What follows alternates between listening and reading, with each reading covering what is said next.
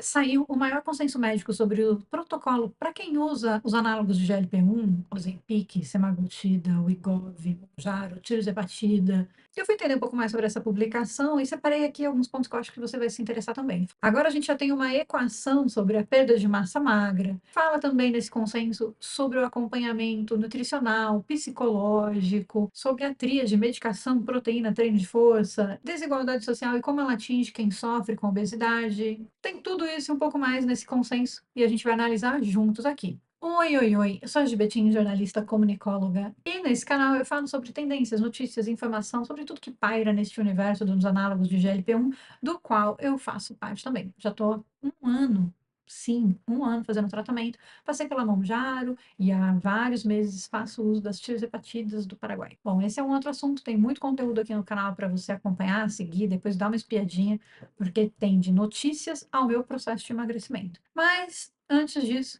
quero te lembrar que nada do que eu vou falar aqui substitui uma consulta médica ou é prescrição médica, tá bom? Nesse material é só uma análise desse estudo, que eu li, reli e separei partes interessantes que podem fazer diferença no seu tratamento com os análogos também. Primeira coisa é a gente entender do que se trata esse estudo, tá? Ele foi publicado no The Lancet agora em 8 de julho e apresentado no Congresso Europeu de Obesidade no dia 14 de maio em Istambul. O autor principal é o Dr. Lawrence Dobik, mas ele se uniu com outros autores, no total são 26 autores internacionais. O título original está em inglês, mas traduzindo é algo como Considerações nutricionais, funcionais e psicológicas sobre as terapias baseadas em incretinas em adultos. Em julho de 2026, saiu o maior consenso já publicado sobre como cuidar de quem usa os análogos de GLP-1.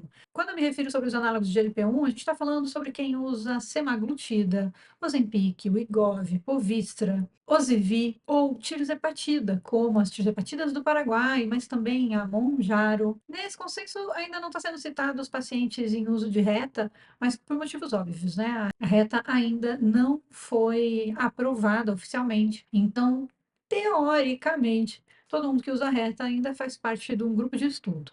Claro que na prática a gente sabe que não é bem assim, mas eu acho que com esse consenso médico e a quantidade de estudos que foram avaliados, a gente já tem uma boa base para seguir aqui. Três organizações europeias uniram força e eu achei muito interessante, porque, ao contrário do movimento que a gente vê aqui no Brasil, dentre as três eles incluíram uma Organização Europeia de Pacientes, que eu gostaria de ver isso acontecendo aqui no Brasil também. Quem participou desse consenso?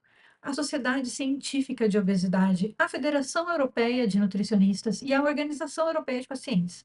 Eu preciso falar aqui para vocês que teve representantes da Nova Nordisk e também da Eli Lilly, que são duas das grandes potências farmacêuticas que estão por trás de medicações como a Ozempic, o Wegovy e a Mounjaro.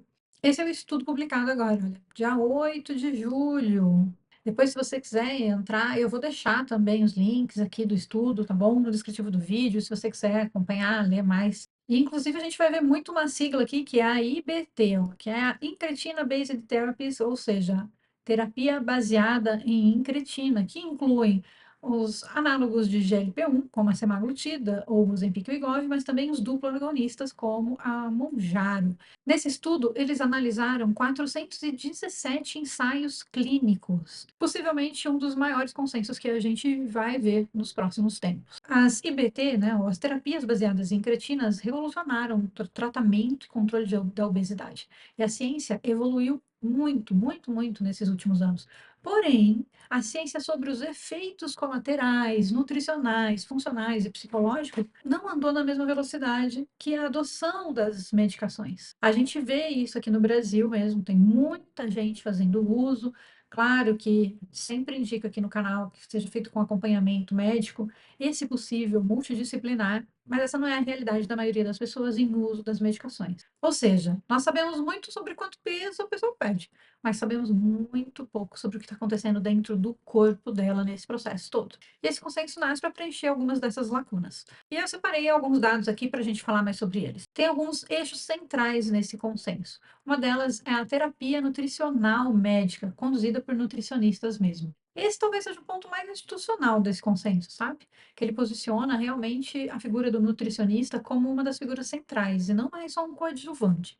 Então, ele traz realmente a necessidade do nutricionista nessa equipe multidisciplinar para entender realmente e garantir a ingestão adequada de proteínas, de vitaminas, de minerais durante todo o tratamento, para apoiar a necessidade ou não daquele escalonamento de doses, especificamente para minimizar os efeitos colaterais gastrointestinais. Porque, pela minha experiência e pelo que eu vejo nos nossos comentários aqui no canal e também no nosso grupo VIP, é um dos efeitos colaterais que nos acompanha durante praticamente todo o tratamento. Além disso, o documento fala sobre reforçar padrões alimentares saudáveis e a mudança comportamental para o longo prazo. Afinal de contas, a gente fala sobre uma mudança de qualidade de vida muito maior do que só o peso perdido na balança. Então, a gente fala sobre recomposição corporal, sobre ganho de massa magra, sobre controle de diabetes e outras comorbidades. E para isso, hoje a ciência já nos diz que a alimentação e esse apoio nutricional não é mais nenhum apoio, mas sim um dos pilares mais importantes do tratamento. Achei interessante porque eles indicam fazer isso com uma comunicação mais respeitosa, parando de culpabilizar o paciente, mas falando com ele sobre essa saúde além da balança. Tem um dado nesse consenso que eu não vi ninguém falando até agora, mas ele nos traz uma equação para definir um número específico para a perda de massa magra. Vamos falar sobre isso? Quando eles analisaram esses 417 ensaios clínicos, eles entenderam que entre 24% e 30% do peso perdido ao longo dessas terapias é só massa magra. Ou seja, a ciência passou a recomendar agora, você pode perder até 1 quilo de massa magra para cada 3 quilos de gordura eliminado. Olha só, temos uma equação para seguir. Agora a gente tem um consenso sobre o que pode ser considerado uma perda de massa magra saudável ao longo do tratamento. Como que o consenso sugere, inclusive, esse acompanhamento? Não apenas na balança, mas, se possível, fazendo exame de DEXA e bioimpedância, principalmente para os casos de maior risco de sarcopenia.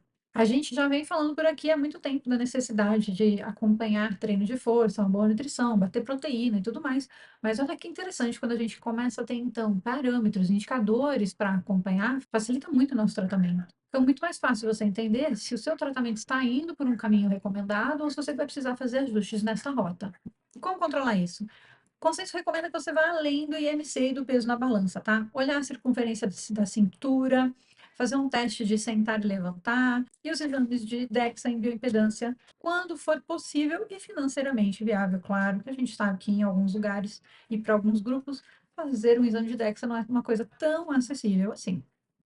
Tem um eixo nesse consenso que eu entendi que é o eixo menos falado até agora. Por mais que eu estude o tempo todo conteúdo de médicos especialistas, estudos, ensaios, a gente fala muito pouco sobre acompanhamento psicológico. E aqui tem um ponto que eu acho importante a gente falar, que nesse consenso traz como um eixo muito importante. Apesar das IBTs, das terapias à base de incretina, geralmente estarem associadas à melhora da saúde mental, muitas pessoas com obesidade, diabetes, comportamento compulsivo carregam outras vulnerabilidades psicológicas. E a gente fala muito pouco sobre a necessidade desse acompanhamento durante o processo. Nesse consenso, eles indicam inclusive um acompanhamento prévio, fazer uma análise do perfil psicológico dessa pessoa antes dela iniciar o tratamento, para identificar se ela vai precisar de um acompanhamento mais próximo com relação às compulsões, as questões de saúde mental que estivessem, de repente, até controladas ou latentes.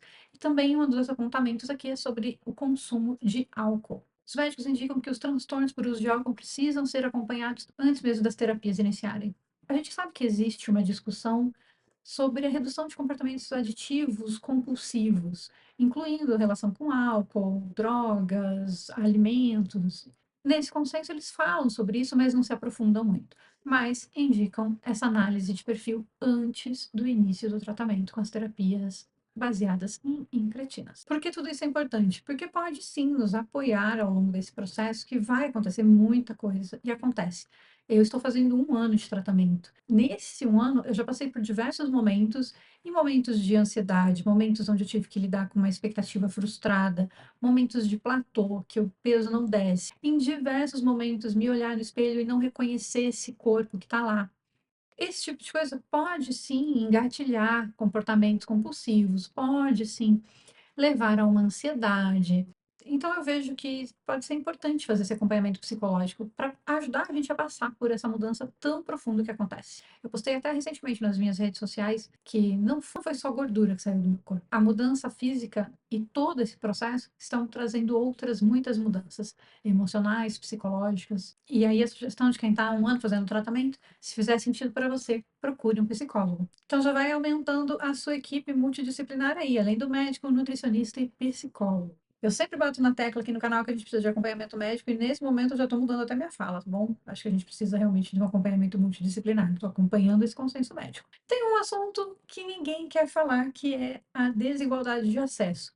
Achei interessante que o consenso é bem direto. Ele fala que a obesidade afeta mais quem tem menos acesso a serviço especializado e à própria medicação. E é interessante que eles apontam que quem tem obesidade sem outras comorbidades associadas a diabetes, apneia, só a obesidade, tem mais dificuldade de conseguir acesso do que quem tem outras comorbidades. Por quê? Porque ele entende que tem um estigma em tratar a obesidade por si só. E a gente sabe disso. Quantas vezes você, obeso, já não ouviu que era só falta de força de vontade, que você era indisciplinado, que você era preguiçoso, que você precisava só comer menos? Sim, a gente sabe. E ainda existe muito preconceito. Quando um consenso médico como esse vem batendo nessas práticas, é importante porque denota, inclusive, que a prática ainda acontece. Senão, não haveria necessidade de trazer isso para uma publicação como essa, não é mesmo? Se a gente trouxer isso para o nosso contexto brasileiro, no momento que nós estamos vivendo agora, onde a gente tem uma grande discussão acontecendo que não está levando em conta em nenhum momento essa questão da acessibilidade. A gente tem uma briga aí entre Anvisa, associações médicas e pacientes em uso, falando sobre acesso à saúde. Por quê? De um lado, a gente tem uma patente da Lilly, onde o tratamento pode custar até R$ 3.500 por mês. E as tirohepatidas paraguaias chegando a um décimo desse valor no mercado. No meio do caminho, as farmácias magistrais tentando manter permissão para manipular a medicação. E nada disso está sendo considerado paciente, acessibilidade, a falta de acesso das pessoas que não têm condições para pagar R$ 3.000 no tratamento, que vamos combinar que é a maioria absoluta dos brasileiros, né?